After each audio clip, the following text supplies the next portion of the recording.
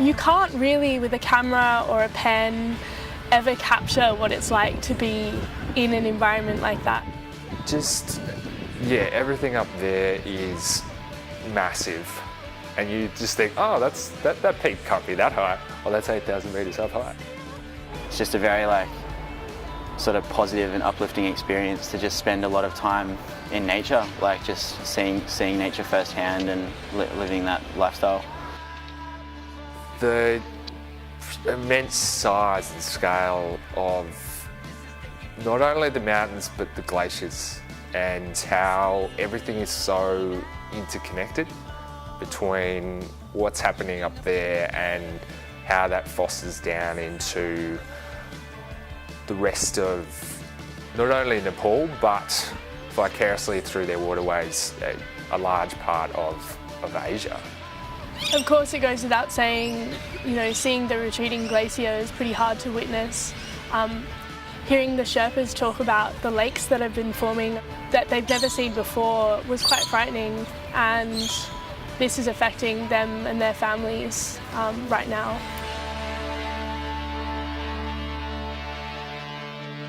The people are innocent to the effects, they have had nothing to do with the effects of climate change, and they're the people, they're among the people in the world whose livelihoods are going to be affected the most by the changes because they live such simple subsistence lifestyles.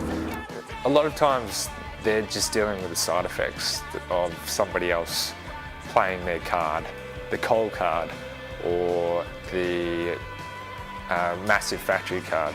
It's definitely how these other countries that are around that region act. It has a massive effect on what happens in Nepal.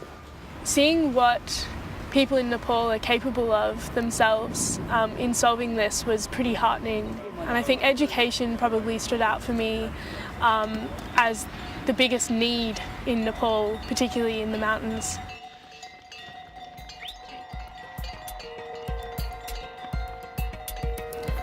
A big thing I took away from Nepal was seeing the lifestyles that the people lead in the mountains, where they sort of they're just living locally and producing locally, and that have such that have non-existent carbon footprints. There's so much we can take from the way they're living their lives. I definitely want to start with myself. I think having your own personal example as something that people can look to, as something that's relatable, is definitely key. And I'd like to just have a better understanding of my own carbon footprint. So then once you have that data, you can start to push the message out to other people. You go, well, I've been through this, I've gone over to the Himalayas, I've found out all this information, and it's impacted my life in this way.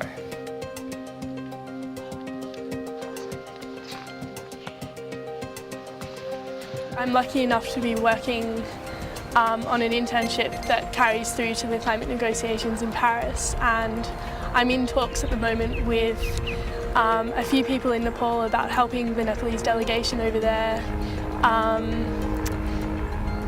So I hope in some ways I can be of help there. Having seen how people in the mountains and people in the Himalayas live, and realising the immense amount of resources we have here, and how even despite their meagre resources, they're working on these projects. Therefore, what's to stop us here from doing more? And I think we can do more.